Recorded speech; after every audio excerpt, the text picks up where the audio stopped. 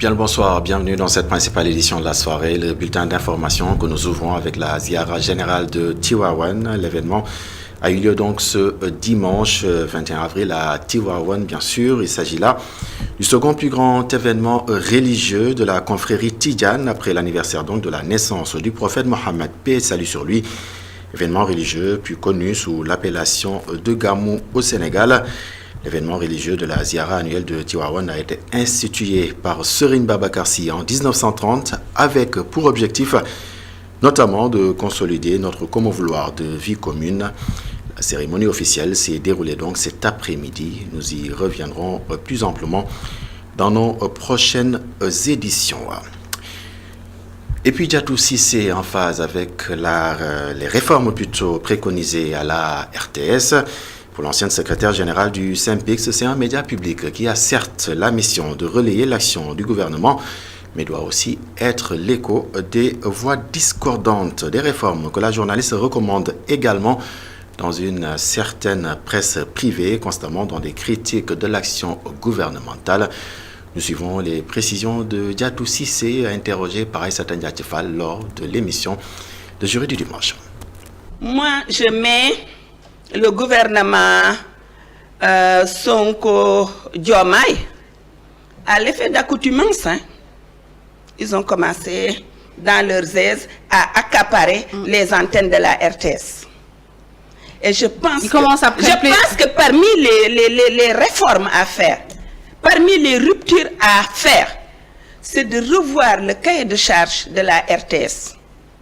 Pour que la RTS ne soit plus, parce que la RTS est détournée de médias de service public. Ouais. La RTS a été finalement par tous les gouvernements convertie en appareil idéologique devant soutenir la propagande en faveur de l'État.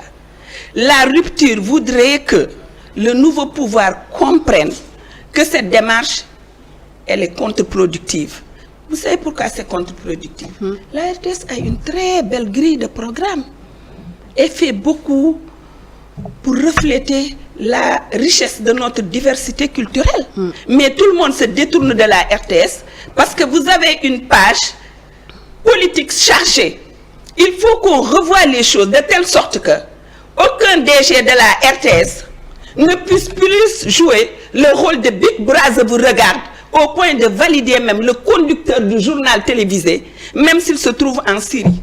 Il faut revoir les cahiers de charge, il faut repositionner la RTS, il faut la crédibiliser dans sa page politique particulièrement, de telle sorte que on puisse parler effectivement des politiques gouvernementales, mais également que ceux qui ont des critiques à l'encontre de l'action du gouvernement puissent quand même, en toute civilité et en toute citoyenneté, s'exprimer. Il ne faut plus. Et puis, lors du Conseil des ministres du 17 avril dernier, le président de la République a ordonné la publication des rapports des corps de contrôle des 5 dernières années. Moudafal Kane s'en réjouit. L'ancien patron de la cellule nationale de traitement des informations financières invite le chef de l'État, Bassirou Diomaye Faye, à aller jusqu'au bout de sa logique. Au nom donc du principe de la redevabilité et de la bonne gouvernance, l'inspecteur général d'État, et pour que les contrevenants puissent être donc sanctionnés administrativement, mais aussi pénalement en cas de faute lourde. Suivant les précisions de Moudafal Kane, qui était donc l'invité de Alassane Samba Diop dans l'émission L'Air du Temps. Nous l'écoutons. La publication de ce rapport permet, en tout cas dans un premier temps, un contrôle citoyen, c'est extrêmement important. Bon, le président a parlé également des lanceurs d'alerte, mais il faut les encadrer aussi. Il faut les encadrer, même si on doit les protéger. Bon, la réduction des comptes, mais elle est permanente. Hein? Quand vous quittez un poste, mais vous êtes obligé, vous êtes obligé de, si vous voulez, on est obligé de voir ce que vous avez fait. Hein, ce que vous avez travaillé, les crédits qui vous ont été alloués, etc., etc. Donc ça participe. Il faut également, au moment de la passation des services également, par exemple, tu prends entre les ministres, il y a un procès-verbal qui est dressé et l'état des lieux est fait dans un premier temps. Mais il faut intégrer dans la démarche de déclaration la déclaration du président de la République à la fin de sa mission. Hein. Je crois que la Constitution ne le prévoit pas, elle le prévoit à l'entrée en fonction, mais pas à la fin de la mission. C'est pas que dans tous les rapports, les gens vont aller en justice. Hein. Pas du tout alors. Hein. Quand vous commettez un acte qui doit vous mener à la justice, mais il n'y a pas de souci. Si ce n'est pas le cas, mais il n'y a pas de problème. Je suis aussi pour une sanction positive de ceux qui ont travaillé. Et puis justement, on parle de mauvaise gestion à Malicounda. Des leaders du parti PASTEF réclamaient l'installation d'une délégation spéciale au niveau de la mairie. Pour ce motif, les partisans du maire bottent en touche et élèvent la voix. Ils ont souligné les réalisations du maire dans la localité, suivant les précisions du porte-parole Gantiao, porte-parole donc des partisans de Maguette Sène. Ces propos recueillis par Muntaga Kane. Aujourd'hui, si on parle des réalisations de Maguette Sène, on peut citer le village de Tahom, parce qu'il a beaucoup fait là-bas. On peut citer l'électricité, on peut citer le poste de santé, l'ambulance, les pistes, ainsi de suite. Et grâce à ça, notre leader là a tout fait pour nous. Donc nous devons des remerciements envers lui.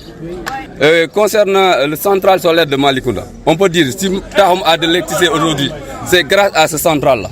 Donc le central de Malicounda, Maguette Sène a fait tout pour qu'il puisse gagner quelque chose, pour que 8 villages parmi Tahom ont eu de l'électricité à travers ce central-là. La délégation spéciale qu'ils ont dit, nous, on a des problèmes fonciers à Tahom, c'est dit aux délégations spéciales qui étaient récemment en 2009. Donc nous, on ne souhaite pas de délégation spéciale. Nous, on les demande à travailler. Donc le président Bassirou Diomaye Faye, qui est à la tête du Sénégal, ce qu'ils ont promis à la population, donc qu'ils le fassent. Donc c'est ça qu'on demande. Mais pas continuer à faire de ce que les oppositions fassent.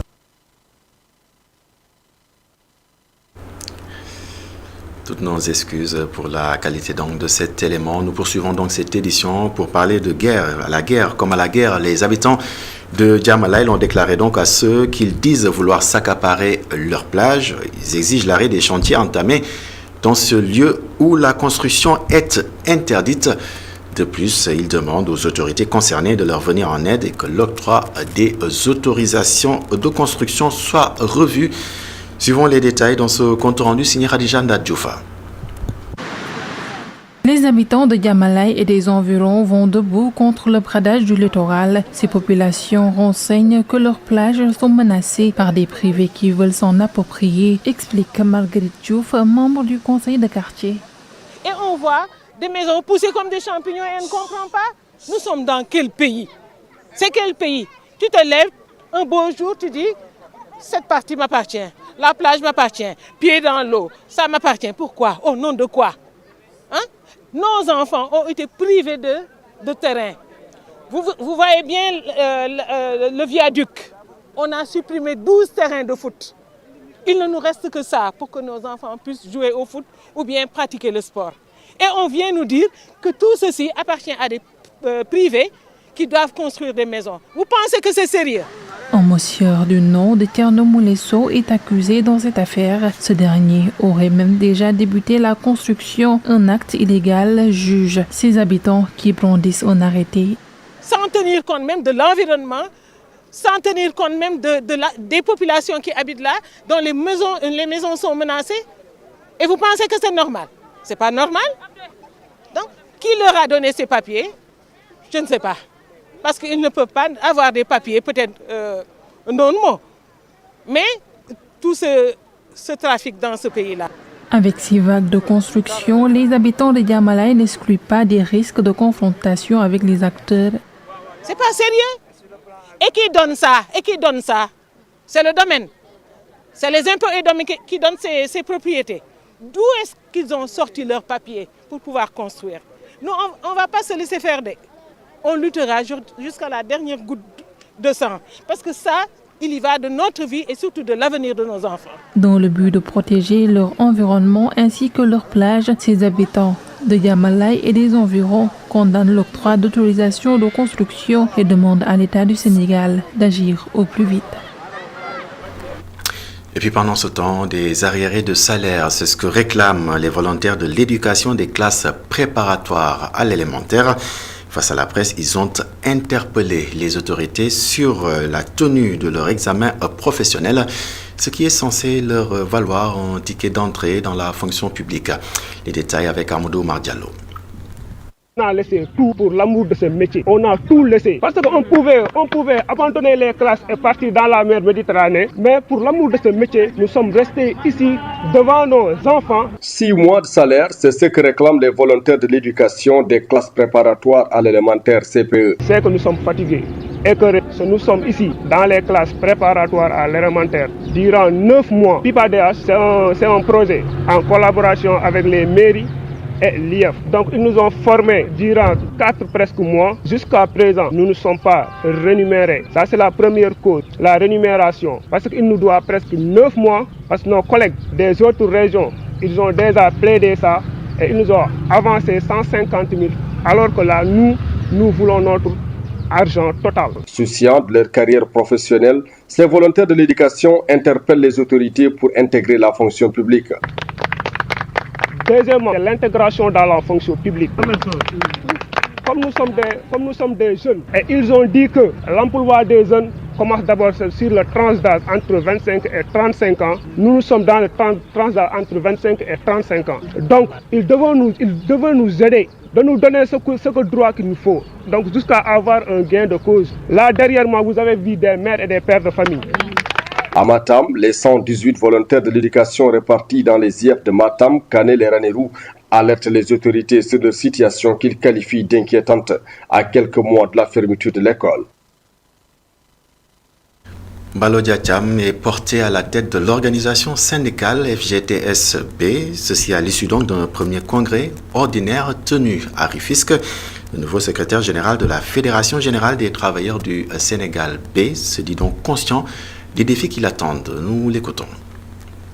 Les chantiers sont énormes parce que nous serons à la table de négociation et nous aurons comme interlocuteur Monsieur le Président de la République ou son Premier ministre parce que c'est cela la représentativité syndicale. Quand on a 10%, on dépasse les ministères sectoriels et on a des vis-à-vis de Monsieur le Président de la République. Donc une organisation fêtière qui prend en charge non seulement les revendications des travailleurs qui n'ont pas pu trouver de solution au niveau sectoriel, mais aussi les revendications des populations sur le coût de la vie, mais sur les libertés et sur tout. Donc tout ce qui doit faire évoluer l'humain, pour ne pas dire le progrès social, c'est des questions qui nous intéressent. Du point de vue, non seulement nous allons dépasser l'organisation classique avec des secrétaires généraux, responsables de ceci ou de cela, mais nous aurons des départements spécialisés pour le portage de notre troisième voie. Parce que Sidia Yaye, à qui aussi on rend hommage, nous avait toujours inscrit dans le camp du travailleur. Nous avons dit que nous inaugurons une troisième voie dans la co-construction et la co-responsabilité qui met le travailleur au centre. Pour 2 choses simplement, sa protection et les conditions de sa promotion. Et puis une bonne transition pour parler du secteur de la santé que M. Balodia Thiam maîtrise bien. À Djouloulou, le centre de santé est débordé. Le maire de la localité lance un appel à l'intention des autorités étatiques pour la construction d'une nouvelle infrastructure sanitaire. Un projet pour lequel un terrain a déjà été choisi. Le responsable de l'établissement sanitaire tire la sonnette d'alarme, décrivant une structure plus malade que ses patients. Les détails à Ziguinchor avec Hassan Ba. Le centre de santé de Djouloulou, desservant 4 communes, Kafountine, Kataba, Djignaki et Djouloulou, ainsi que des villages gambiens frontaliers, fait face à d'importantes difficultés. La demande croissante dépasse les capacités de l'infrastructure actuelle, trop exiguë et vieillissante. Sekou Badji, maire de Djouloulou, milite activement pour la construction d'un nouveau centre de santé. Le centre de santé vraiment est assez surchargé. Donc il y a une délibération qui a été faite depuis 2022 du moins, donc par la collectivité locale que je dirige, vraiment pour la construction d'un centre de santé. Et je voulais également préciser que sur l'étendue du territoire national, donc à notre connaissance, il nous a été rapporté que le centre de santé de Djouloulou est le seul qui n'a pas été construit. En attendant, le docteur Alioune Ndiaye, à la tête de l'établissement, insiste sur la nécessité de résoudre les problèmes immédiats qui entravent les soins aux patients. Par exemple, le circuit électrique. Presque chaque 30 minutes, on a une coupure de 5 minutes. Et on a beau chercher là où se trouve le problème, mais on n'arrive pas à régler cette situation. Donc presque 30 minutes, on a une coupure, 5 minutes après, l'électricité revient. Et c'est seulement au niveau du centre de santé de Djouloulou. Et ça impacte réellement sur le travail. Parce qu'actuellement, même les tickets sont numérisés. Donc il y a aussi le labo qui fait les analyses. Donc à chaque coupure, ils sont obligés d'arrêter tout et après de reprendre à zéro. Donc ça impacte réellement sur la qualité et l'offre de services au niveau du centre de santé de Djouloulou. Dans un élan de solidarité, l'Association pour le développement de Djouloulou, présidée par Abdou Karim Sow, a fait don d'équipements médicaux d'une valeur de 200 millions de francs CFA pour améliorer les services de santé. Le matériel est composé d'un électrocardiogramme, d'un incubateur, d'un endoscope, de moniteur de signes vitaux et puis beaucoup d'autres. Parallèlement, des appels ont été lancés pour la réhabilitation de la route Djouloulou-Bignona. Son état déplorable rend les évacuations sanitaires particulièrement périlleuses. Et puis 30 femmes, pendant 3 jours, ont été formées sur les techniques du marketing digital et vente en ligne. Les bénéficiaires ont ensuite été accompagnés en matériel pour mener à bien leurs activités et booster leurs économies. Une activité qui a eu lieu dans la région de Kaolack et organisée par Enabel et ses partenaires. Suivons les détails avec Sekou Diallo. Elles sont 30 femmes issues de 15 organisations féminines de la zone centre, évoluant dans la transformation, la vente des produits agroalimentaires, à avoir bénéficié d'une formation en marketing digital et vente en ligne. Un programme de renforcement du digital pour permettre, à la base en tout cas, qui permettait aux entrepreneurs dans le centre du Sénégal de rester résilientes par rapport aux différentes crises. Cette activité qui nous a réunis a permis donc de faire 3 choses. La première chose, c'est de former, de donner des compétences digitales en marketing digital et en vente en ligne à une sélection d'organisations de femmes, donc actives dans la transformation de produits agricoles, améliorer leur packaging. Cette session de formation de 3 jours va permettre aux femmes de booster leur chiffre d'affaires. Avant de recevoir cette formation, nous étions des entreprises un peu informelles. Mais depuis qu'on a reçu la formation que nous sommes en train de nous bénéficier dans ces 3 jours-là, on a su que dans le monde actuel, il est nécessaire vraiment de pouvoir épouser la digitalisation. Ils nous ont donné l'opportunité d'être connus dans le monde entier. Vraiment, ça booste notre chiffre d'affaires, comme tu l'as dit. Pour mener à bien leurs activités, ces femmes ont également reçu du matériel électronique. Parce qu'ils nous ont donné des téléphones portables, des smartphones. Ils nous ont donné aussi des tablettes et des clés USB. Donc en ce moment, on n'aura plus vraiment besoin de dire que parce qu'on n'a pas tel matériel ou tel moyen, vraiment, ce que nous devons faire en tant qu'entreprise et petite et moyenne entreprise, vraiment, c'est de pouvoir appliquer ce que nous avons appris ici dans les 3 jours. Pour une bonne visualisation de leurs produits, ces femmes demandent d'autres accompagnements en matière d'emballage. Élément qui marque donc le point final de cette édition. Merci de l'avoir suivi. Excellente soirée, excellente suite des programmes sur la télévision d'ici et d'ailleurs. Et surtout, prenez bien soin de vous.